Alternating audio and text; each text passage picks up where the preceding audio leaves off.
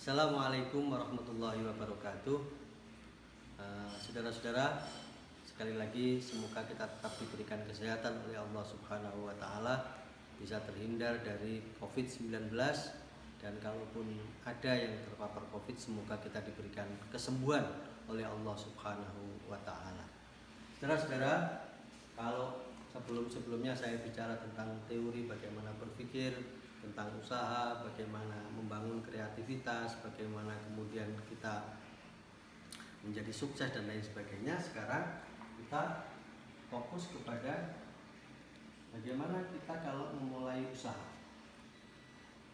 Ya, sudah pada action bagaimana kita memulai usaha. Ada 3 pilihan ketika orang memulai usaha. Pilihan yang pertama, usaha baru.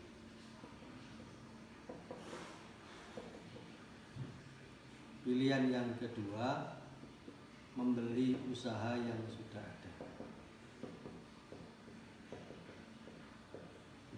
Pilihan yang ketiga, melakukan kerjasama usaha.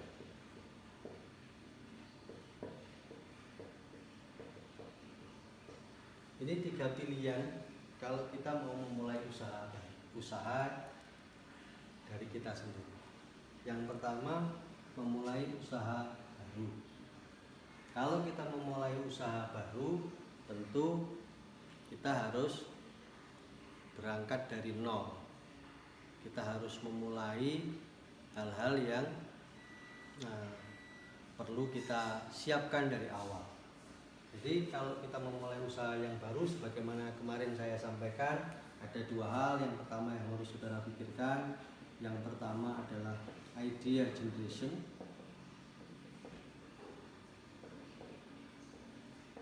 Yang kedua, revenue recognition.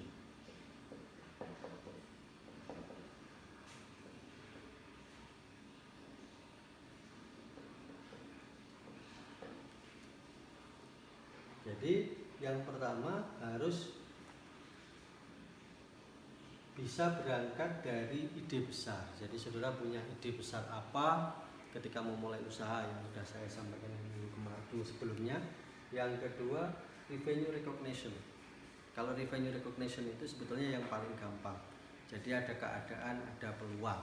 Jadi kalau ini memikirkan sesuatu yang besar, yang ini revenue recognition itu ada keadaan, ada peluang. Jadi ada pengajian maka kita jualan, ada keramaian maka di situ ada peluang. Ada apa saja. Yang penting kuncinya 2 hal ini, yang penting kuncinya adalah positive thinking.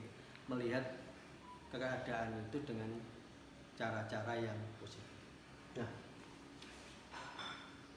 hal yang saudara harus perhatikan kalau kita memulai usaha baru, tentu ini karena ini usaha yang baru, saudara harus memperhatikan yang namanya product life cycle.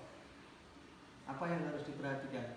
Bahwa usaha itu pasti dimulai dari ketidaktahuan orang lain terhadap produk kita semua, sehingga produk itu biasanya tidak banyak dikenal oleh masyarakat. Karena produk itu tidak banyak dikenal masyarakat, saudara punya kewajiban lebih dibanding dengan kalau bekerja sama atau kita membeli usaha yang ada. Kenapa? Karena disitulah saudara harus mengenalkan produk, sehingga ada biaya ekstra yang harus saudara keluarkan untuk mengenalkan produk itu, supaya produk ini nanti dari perkenalan bisa ke arah pertumbuhan, kemudian bisa ke arah puncak. Nanti kalau sudah sampai puncak, jangan kemudian dibikin turun. Bikin, kalau bisa ini bisa. Tapi kita tidak pernah tahu kapan kita ada di puncak dan kapan kita. Sebab kalau kita ini kemudian pada sampai posisi di mana kita ini pada kemapanan, kemudian kita tidak bisa bangun usaha itu secara baik, biasanya akan mengalami decline, akan mengalami penurunan. Sehingga mulailah di sini, kemudian kenalkan produk itu sampai kemudian diketahui oleh masyarakat, dan kemudian usaha ini bisa mengalami pertumbuhan dan seterusnya.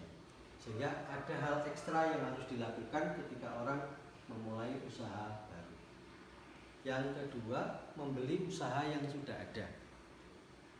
Membeli usaha yang sudah ada itu bisa jadi usaha yang sudah berjalan dengan baik, bisa jadi usaha yang lagi kelimpungan, bisa jadi usaha yang sudah berhenti. Tentu kalau pilihan pertama itu adalah membeli usaha yang sudah jalan, tapi biasanya ini harganya sangat mahal. Perlu biaya yang besar untuk mengambil alih perusahaan-perusahaan dalam kondisi yang baik.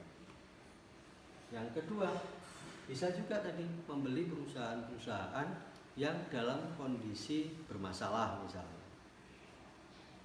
Ada kondisi bermasalah, maka kemudian tugas kita adalah ketika sudah membeli, kemudian kita lihat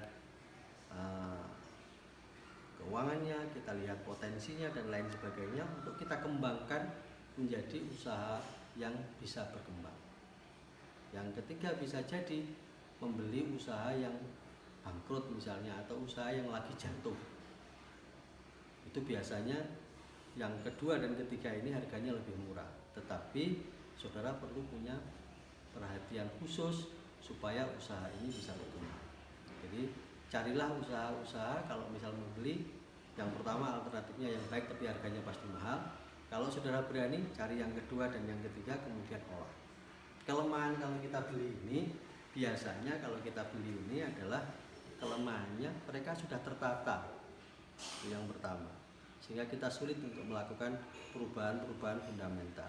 Yang kedua, mereka jatuh itu kan pasti ada masalah, sehingga kita harus fokus kepada bagaimana menyelesaikan masalah-masalah yang terjadi di dalam perusahaan. Nah, yang ketiga, bisa jadi ada keruwetan-keruwetan yang lain yang memerlukan pikiran ekstra, tindakan ekstra, bisa jadi modal yang ekstra untuk mengembangkannya.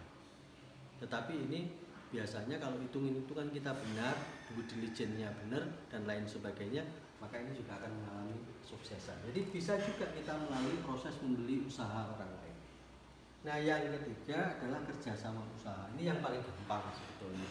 Yang paling gampang itu adalah kerjasama usaha. Jadi melakukan kerjasama dengan perusahaan-perusahaan, dengan usaha-usaha yang memang sudah berjalan. Ini macam-macam. Ada yang franchise, ada yang kerjasama usaha saja, ada yang membeli mengembangkan dan lain sebagainya. Tapi ini lebih gampang. Jadi misalnya saudara ngambil franchise-nya perusahaan tertentu, ambil franchise-nya McD, ambil KFC, atau melakukan kerjasama dengan Longso misalnya, ayam Longso. Bisa jadi saudara kerjasama dengan ayam geprek misalnya yang sudah berjalan dengan baik, misalnya pujaan anak kos misalnya apa dan lain sebagainya, atau saudara kerjasama dengan Malang Strudel misalnya, bisa juga dilakukan ini. Nah, keuntungannya apa? Keuntungannya kita tidak perlu repot-repot, karena yang kita ajak kerjasama pasti usaha-usaha yang sudah berjalan, namanya sudah dikenal, manajemennya sudah baik. Kelemahannya apa? Kita tidak bisa atau sulit untuk melakukan kreativitas dan inovasi, karena biasanya ini sudah distandarisasi semua oleh perusahaan yang pertama yang kita ajak kerjasama. Sudah ada standar-standarnya sehingga kita harus mengikuti. Jadi keuntungannya tadi itu sudah terkenal, kita lebih mudah, kepastian keuntungannya lebih terjamin, usaha itu bisa berjalan dengan baik. Tetapi kelemahannya tadi itu, bahwa saudara akan terikat, saudara sulit berkembang, dan saudara harus ngikut terhadap mitra kerjasama yang saudara ikuti. Nah, inilah yang bisa saudara lakukan kalau mau memulai usaha. Silakan, mau memulai usaha yang baru, tentu dengan pemikiran-pemikiran yang baik, dengan ide-ide yang baik dan lain sebagainya, atau kita membeli usaha-usaha yang sudah ada. Dan yang ketiga, kita bisa juga melakukan kerjasama usaha dengan pihak-pihak yang sudah melaksanakan kegiatan ini dengan baik. Saya pikir itu materi kita, dan terima kasih. Kurang lebihnya mohon maaf. Tetap semangat, bahagia bersama keluarga, belajar di rumah. Semoga kita semua dalam keadaan sehat. Wassalamualaikum warahmatullahi wabarakatuh.